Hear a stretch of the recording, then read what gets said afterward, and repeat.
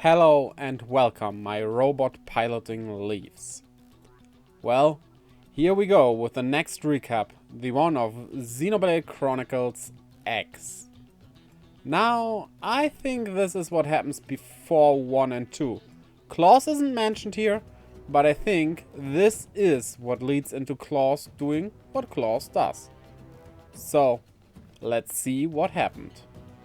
We are right above the planet Earth, where two alien races battle each other. Due to the destruction caused by them, humans need to flee on a ship called the White Whale. Of course, the aliens find that ship, damaging it, so all the cryogenically frozen people in their pods were evacuated, scattering all over the planet Mira, humanity's new home. You are woken up by a woman named Alma. After you defeat the enemy that attacked you, you make your way to New Los Angeles, the hometown of humanity. Inside the city, you see a broadcast of Maurice Chanson talking about receiving the lost pods that were scattered. You then meet Irina and Gwyn, telling you that a lot of pods fell into the bassin where you were found, but you are the lone survivor.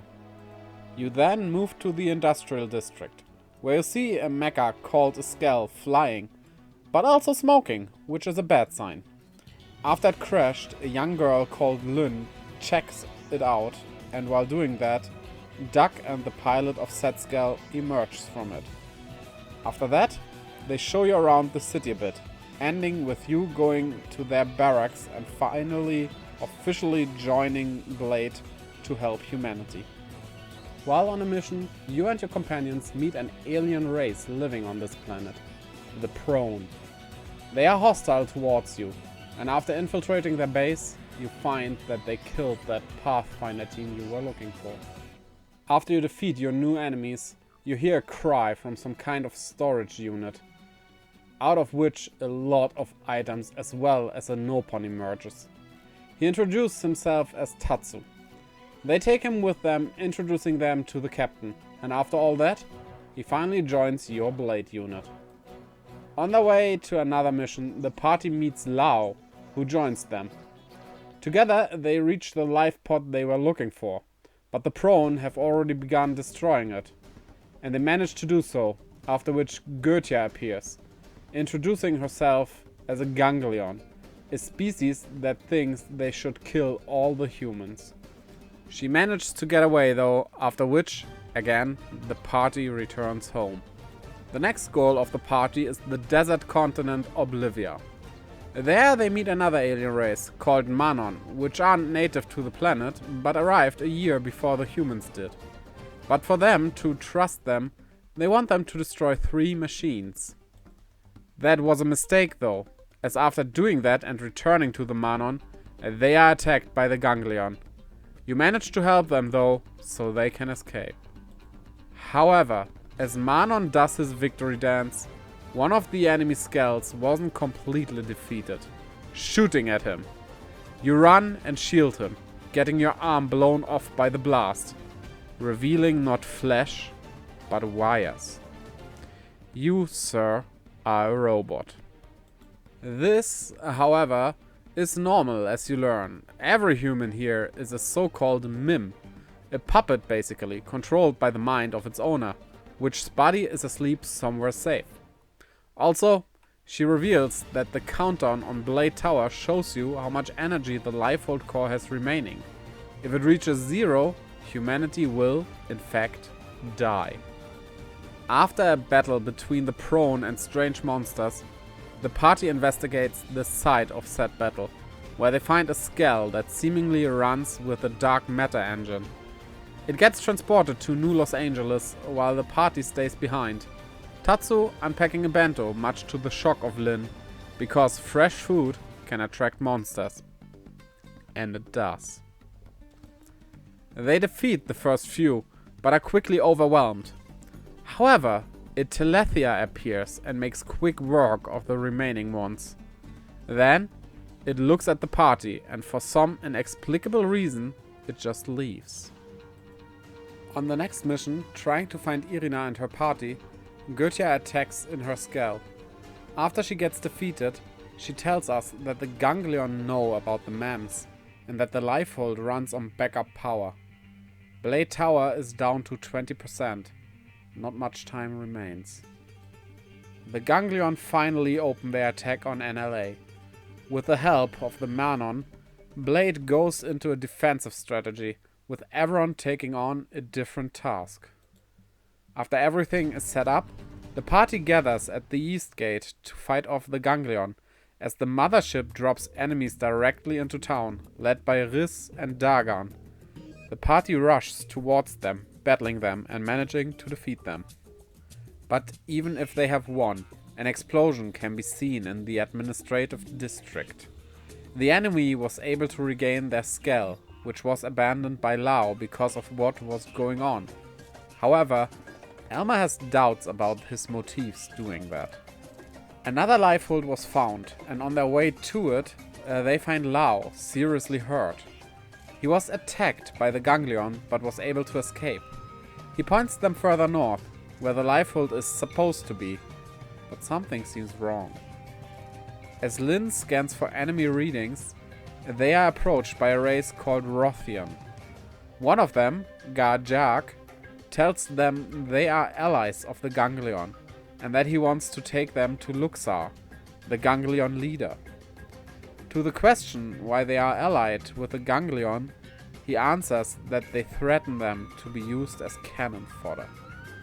He also reveals that the Ganglion are afraid of the humans' actual bodies for some reason.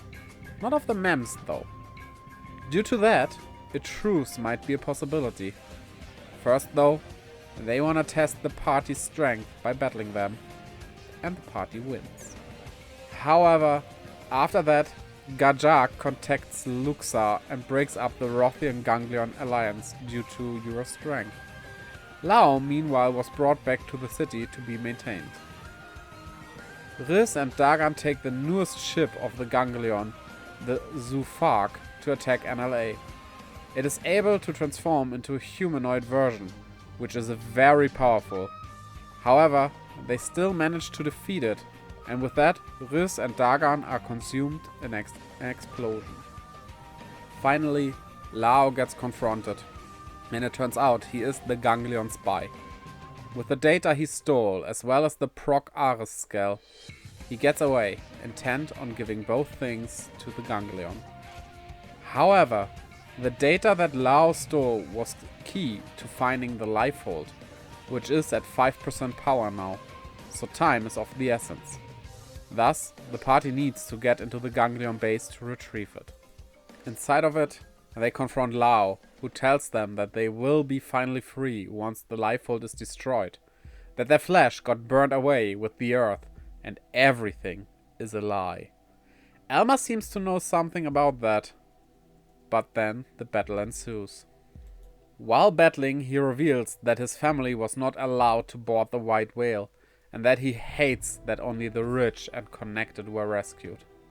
The party managed to defeat him, and Elmar wants to kill him, but you and Lin interfere. To thank you for that, he gives you the data he stole, with which you can finally find the Lifehold core.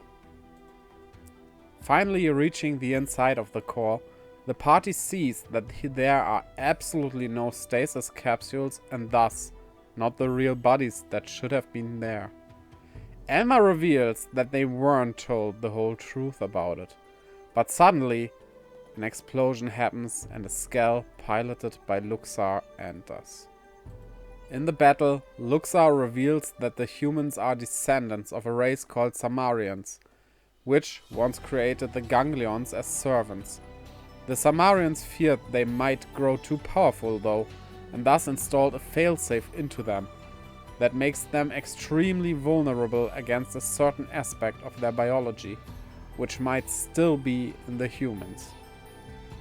Of course, they still manage to defeat him, and after his death, Elmer explains that there are no actual bodies left, and the Lifehold is just a giant supercomputer holding all of their consciousness. With the help of certain DNA capsules, though, the original bodies can be recreated. Suddenly, Luxar emerges again, still alive, freeing some lizards. But as he does, Lao stabs him in the back, and together they fall into the pool of energy, ultimately dying.